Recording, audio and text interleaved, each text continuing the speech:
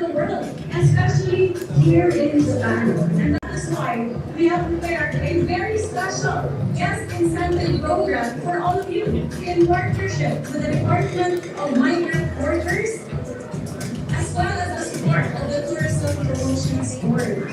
The BBMG will allow our fellow Filipinos to invite guests, family, spouse, and friends to the Philippines.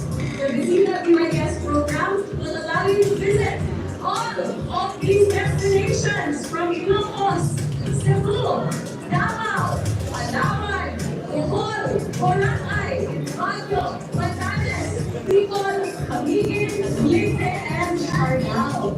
Now, what are you waiting for? I invite all of you to join the Visita Be My Guest program. Ako na tayo. Kilala ko to, go.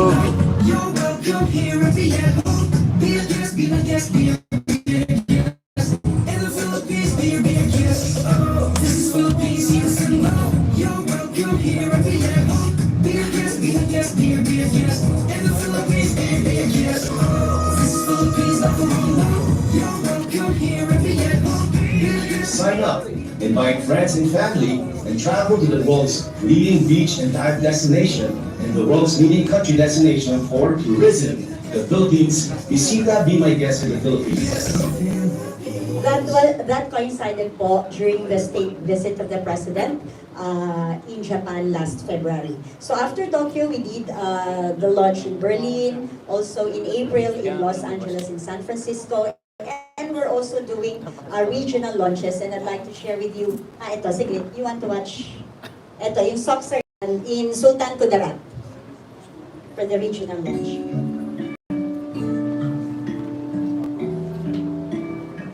Our President, Ferdinand Bongbong Marcos Jr., very early on articulated in his administration that tourism is a priority, recognizing the power that tourism holds as far as its ability to change the lives of our fellow Filipinos.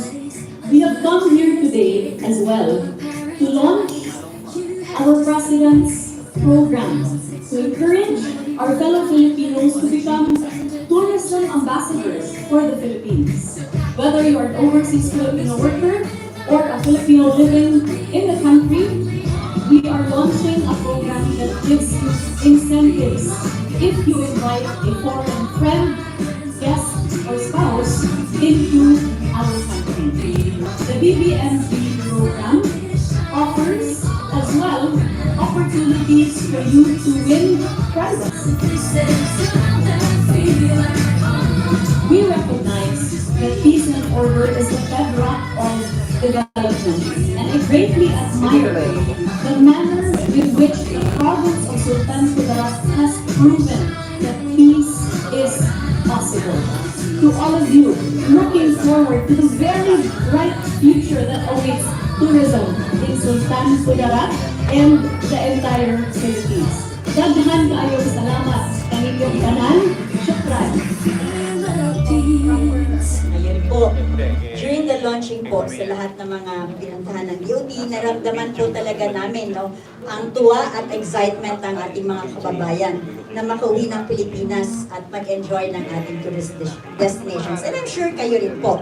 So sa inyo pong lahat at sa ating pong mga kababayang Pilipino who will be our tourism ambassadors, our tourism heroes, maraming salamat po sa inyong suporta. Isang maalad na pagbati sa pagdiriwang ng ating 125 anibersaryo ng kalayaan ng Pilipinas. Mabuhay ang bansang Pilipinas, mabuhay ang mamamayang Pilipino. Maraming salamat po, Assistant Secretary Maria Rica Bueno. And of course, Department of Tourism. Can you believe what we have in store for all? Oh my goodness. We will join talaga. I will join. I want the one in Eastwood. Okay? May condo pa. Yes, and that's very true. When you invite someone to the country, that is actually a small way of being a hero. You know, you're proud of your country. You're going to tell them, oh, these are the places you've been to. You know, I'm very lucky. I get to travel all over. I told you na, I went to 150 countries. 7,100 islands na ako. And there's so many places I've been discovering. Like, You know, did you know that the biggest statue in the Philippines Where is is it? found in Bayambang, Pangasinan? It's a statue of Saint Vincent Ferrer, who I didn't even know was a saint. I Oh, don't know really? Ferrer, but I did know Vincent Ferrer. What And there's else so is there? many- What else is yeah. there in the Philippines? Oh that my is God, there's so many fascinating? places in the Did Philippines. you know Did you that go we- to Bonggao? Where's that? Tawi-Tawi. What's that? Oh, you should go to Bonggao, Tawi-Tawi. It's the most beautiful place. Okay. They're making it the Maldives of the Philippines. Ayan So na. we don't have to use that. So I think everybody. so many will learn about it And now. the most important Yeah. place is SM Mega Mall. Kasi if you go to SM Mega Mall, that is the cause of the traffic. Yun lang pala yun. That's the point. Correct. So, Why? okay, everybody, I hope you're not yet hungry because we have 200 other speakers. So while the Philippines is innovating development plans for the betterment of our country, one can never neglect that technology is one of those. So in fact, the Philippines has been tagged as a social media capital of the world, and while we are at it, there's no denying that our technology should be advanced too. Are you? I Yeah, agree correct. because everybody's texting. Yeah, oo nga. They're Alright. texting everybody. Diba? Wala na eh. Wala na yung... Naalala niyo ba yung PLDT? Oo na, naman. na ano, yung commercial? Oo. Ano yan? Mas grabe, easy call. Easy call. Wala, there's no reaction. Meron yung let your Puro fingers... millennial ang mga tao. Millennials kayo. Hindi nila alam easy call. Ang generation namin, we were born in the Easy same call. year. And Yeah. so, yeah. Or beeper. Easy Beepers, call. diba? But let your fingers do the walking. No, Naalala the niyo? most important everybody should understand is JRS Express. Okay? Kung may JRS Express kayo na yon, wala nang social media. At saka nung time na yun, meron ano yung party line. Di ba? yeah. Okay, so let us have from the president of the Rotary Club, Makati, Jose P. Rizal, Glo Marfori, on her talk on advancing technology towards a globally competitive nation. Let's give her a round, let's give Glo Marfori a big round of applause. Hi Glo, how are you? I've only seen you online. Yes. Thank you for having me.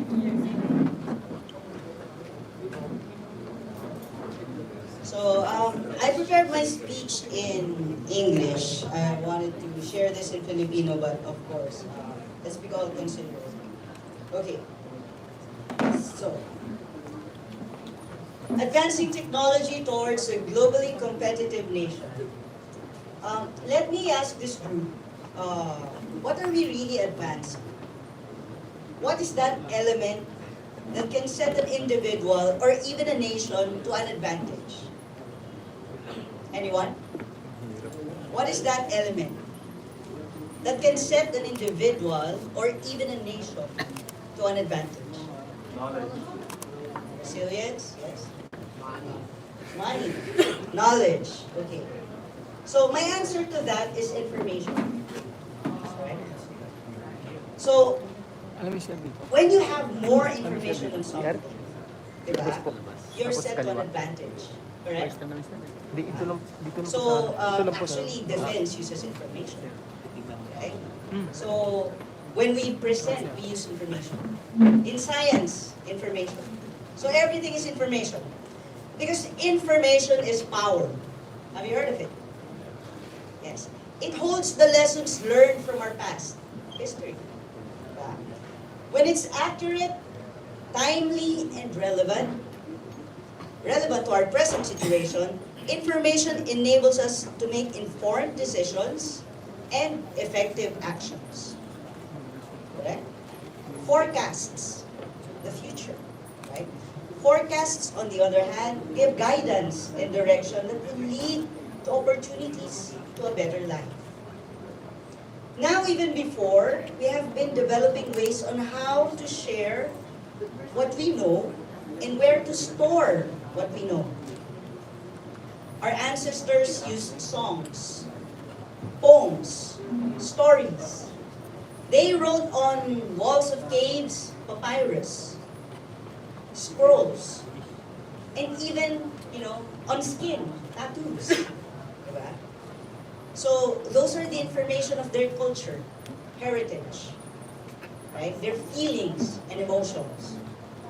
So now information is digital. From analog, we're now in the digital world.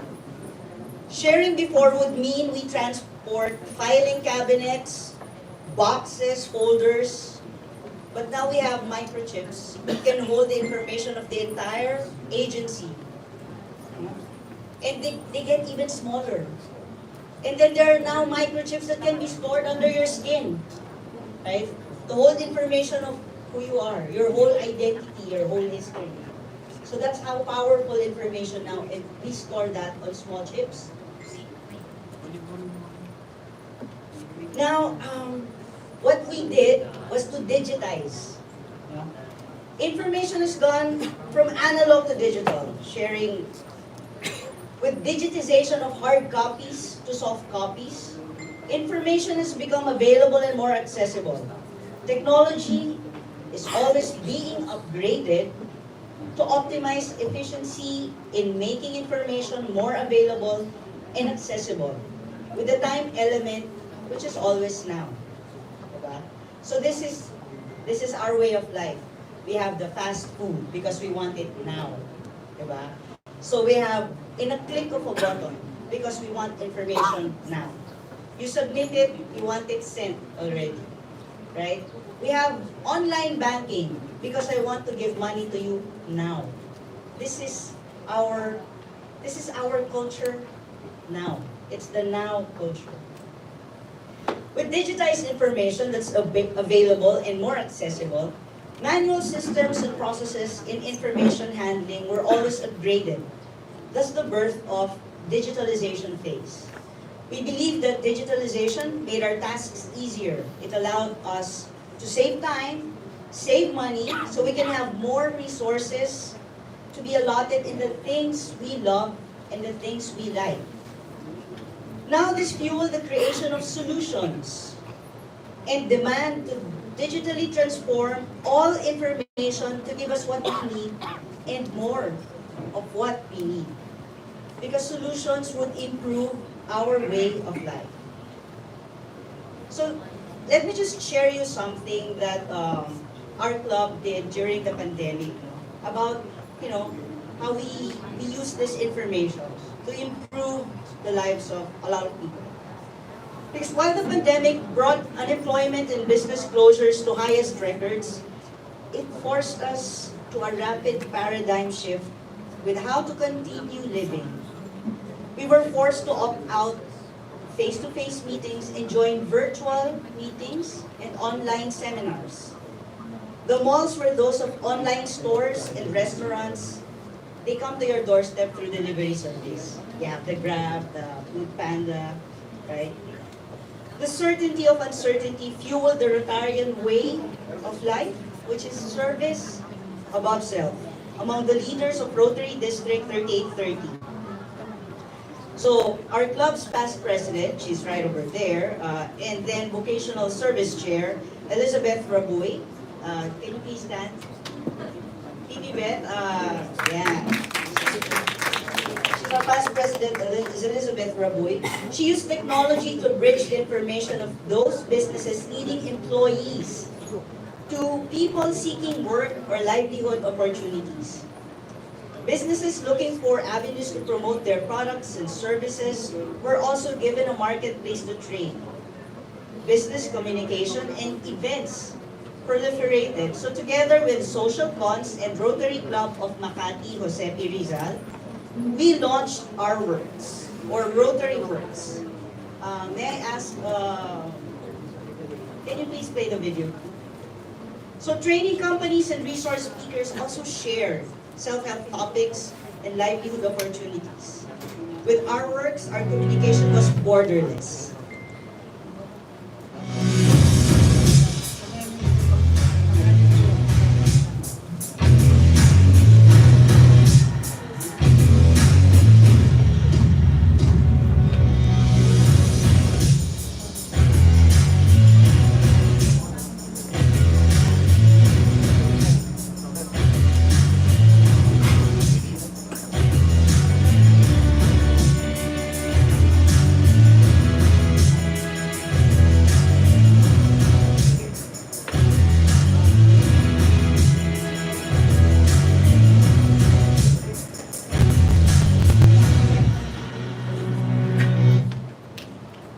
So that's what we did during the pandemic times, and we are now going to do this and reach barangay levels. Because in the barangay, we still have a lot of people who are, when you ask about CV or biodata, they're still in wet inks, right? So we want to help them get digitized information so it would be a lot easier for them to find jobs. I mean, online, you just post it, you share it, diba? You use JobStreet and ourworks.com, ourworks.ph. So let me ask you again. Okay, so if you listen carefully, kanina when I was speaking, there are just 3 points that I would like you to remember from all that I've said. Okay, one is that information should be available and accessible. Correct? Number 2, information should improve life. Okay? Number 3, information is power, but only if you take action with it. Diba? Whatever you have there, it stays there if you don't act on it. So, let me ask you again, how do we advance global competitiveness? We share information that would promote the common good. Let's act on this information to include the marginalized, to balance the scale of justice, bottom line, to improve life. Let's use information to improve life. Be part of these projects, no matter how small they are. Okay? Be part in advancing responsible digital transformation. So, I'm putting responsible digital transformation. Happy 125th anniversary to everyone. Mabuhay ang Pilipinas.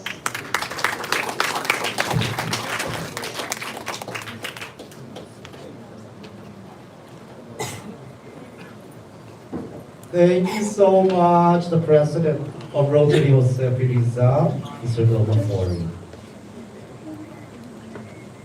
At this point, may we please call on the following, the founder of the Filipinos World, Miss Agnes Alimbog. Hi, Miss Agnes, we can eat already. Everybody wants to eat na rin. Pinapakit ka namin kasi para tayong bandila. Naku, the person is going to pay us.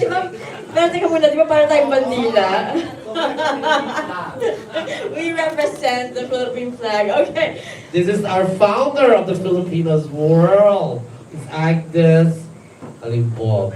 The next one is the founder of Tagapagtaguyod ng Sining at Kultura ng Pilipinas. May we call him once again Dr. Liz Villaseñor. And the president of... Oh. Okay. And of course, and the president of Kapisanan ng mga broadcaster ng Pilipinas and CEO of IBS Media Group, Mr. Roy Bato. Yes. And of course, next we have The representative of Amwell, of Metro Pacific is here, Tisha Canito, Segment Head Business Development. She left also.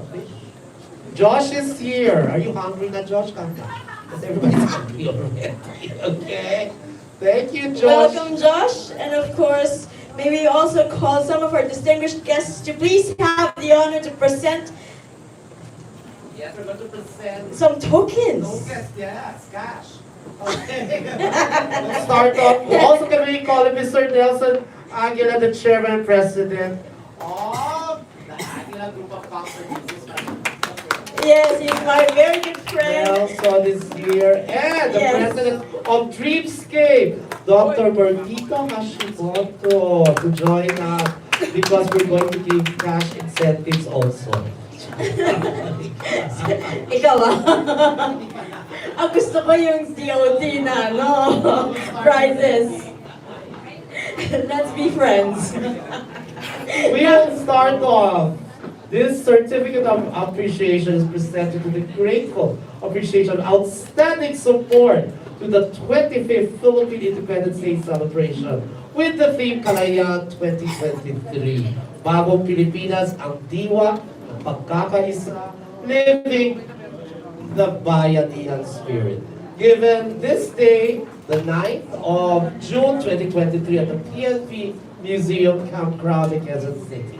Signed by Agnes Alibong, founding director of the Filipinos World, and Dr. Luis Villaseñor, founder, tapaktiliko ng Sining Kultura ng Pilipinas. We give this to the Undersecretary of the Department of Foreign Affairs, Eduardo Cunha.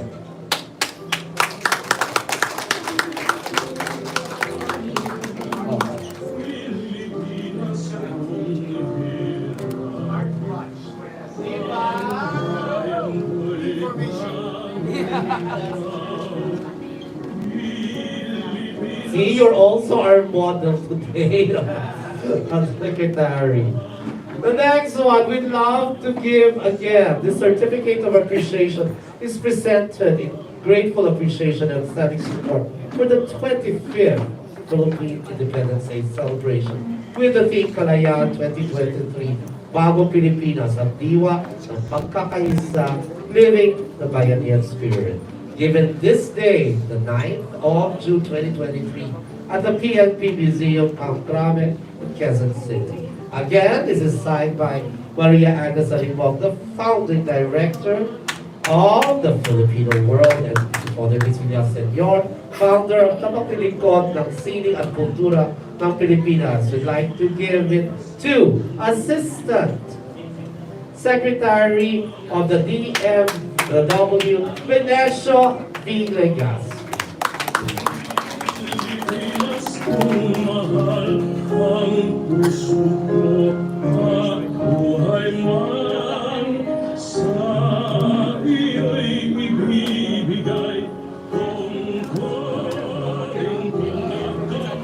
Yes, so you have to open your gift.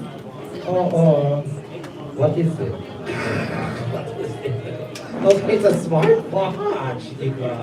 Thank you so much. To the persons who are not here, thank you for coming. Okay, again, this certificate of appreciation is presented in grateful appreciation of outstanding support to the 125th Philippine Independence Day celebration with the theme Kalayaan 2023, Bagong Pilipinas, ang diwa ng pagkakaisa, living the Bayanihan spirit. Given on this day of the 9th, June 2023 at the PNP Museum, Camp Crame, Quezon City. And it is again signed by Maria Agnes Alibong, founder and director of the Filipinos World, Dr. Luis Villaseñor, founder of Tagapagtaguyod ng Sining at Kultura ng Pilipinas. We give this to Assistant Secretary of Department of Tourism, Maria Rica Bueno. we will raffle now. Ano ba yung raffle?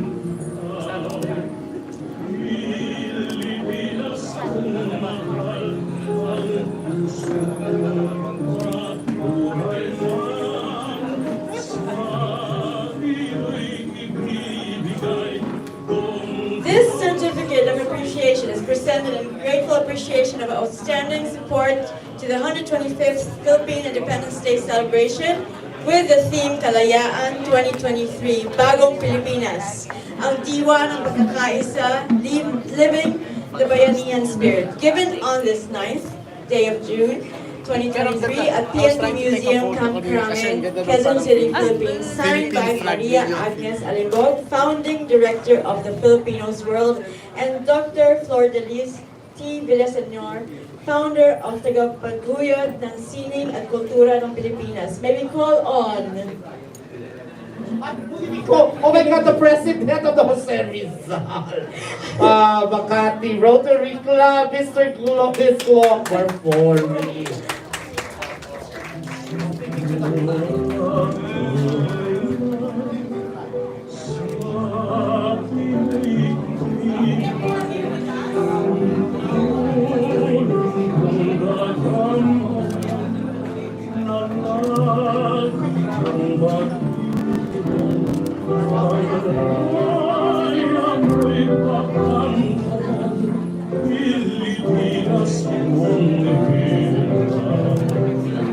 Thank you very much kasi as we covered it. Thank you also. Would you like to give other awards? Wait, before anything else, we would like to thank Nelson. Thank you so much. Cheapskate. Diba? So at this point, sana kakain na tayo. Pero, we will show you some important videos again. Because without them, wala din kami. Okay? So we have from EV Sun and Love Module and M Well. They'll be joining us. So, if you're looking for something to disinfect your home or commercial building, use LED Nano Light Levin Light. I love that. Sterilization lamp are the perfect choice. The lamps that keep safe from germs or bacteria. So you will show it before we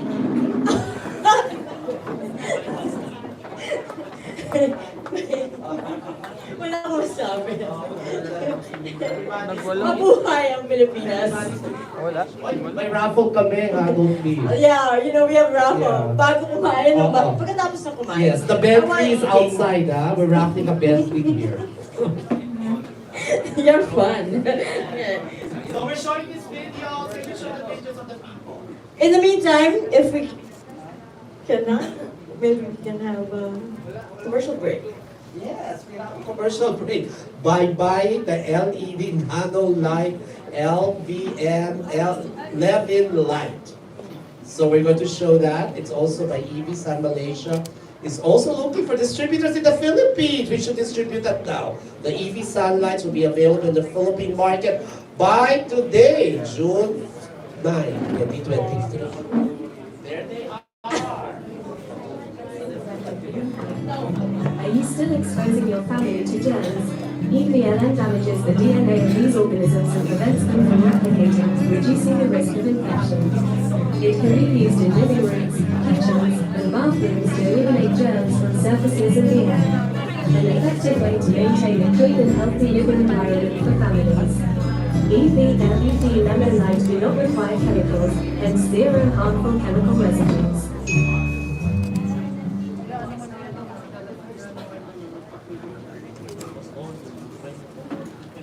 Black Mobile manufactures a highly distinctive and exclusive range of interior solutions that combines functional excellence with design appeal. Solutions with integrated, innovative ergonomic features to well-designed workplaces. Our company is based on the inherent values that shape the corporate we are. It is through our living values that we continue to fulfill the promise of our ideal and environmental design standards. Each and every groundbreaking product we've introduced over the years has been the result of our team's hard work and dedication to provide our absolute best to who we care most about, who is our customers. Whether the job is big or small, our team is used to solving complicated tasks and make sure to get projects to successful completion. Whether it is local or global. This is why Labmobile is known as one of Europe's leading manufacturers of innovative system solutions for devices used in laboratory facilities, hospitals, and educational facilities. Solutions that can be easily adapted to the growing needs and workflows demands of the future. Labmobile, designing safety. Wala signal. Maganda pag LED lang. Alam ko naman pinapalaki niya. Kasi pag video kasi hindi mo alam kung ano yung re-record. Mahaba kasi yan. Tulog ka na sila putol-putol. Okay lang yun. Alin? Putol-putol, okay lang yun. Putol-putol lang. Ako live. Hindi naman putol-putol yun sa ano eh. Pag pinanood nila. Ibig sabihin kahit hindi natapos okay lang. Pag hindi natapos. Ang nagandahan po ng MPEL, meron siyang capacity to send a health pass and buy the consultation pass or anything that you want buy and give it as a gift to your families and friends there digitally. Para alam nyo na yung ibibigay nyo na pera ay talagang para dun sa health nila. Ang napag-usapan about this wellness, kailangan ng preventive wellness. Kasi alam po namin ang sacrifice nito na pagkaibig para sa pamilya nito, pagkakala sila, pagkain. So ang kailangan na take care nyo yung sarili ninyo in terms of your health. Yes, kasi your investment to your health is the one that makes you stay here. Diba?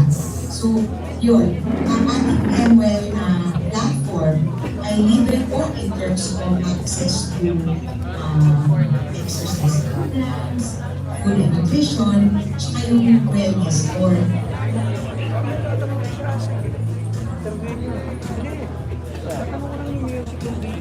kaya po kami ay nagsama-sama po kayo sa PFW, sa UWA, at saka sa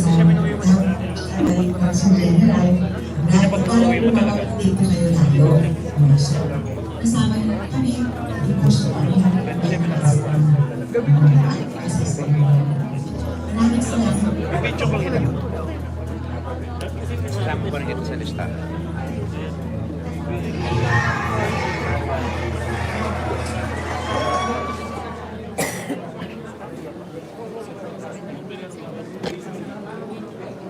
So everybody, whether you're looking to disinfect your home or commercial building or office, this sterilization lamps are the perfect choice. The lamps that help keep safe from germs or bacteria that's so important right now. So EV Sun Malaysia is looking also for distributors in the Philippines. EV Sunlight will be available in the Philippines once again today, January 9, 2023. No, I mean on June 2023 pala. These are the two shapes of the EV Sun, the square and the circle. Then, for your medical and hospital system, cabinets or modern school furnitures or laboratory facilities, please get in touch with Lab Model via email at labmodel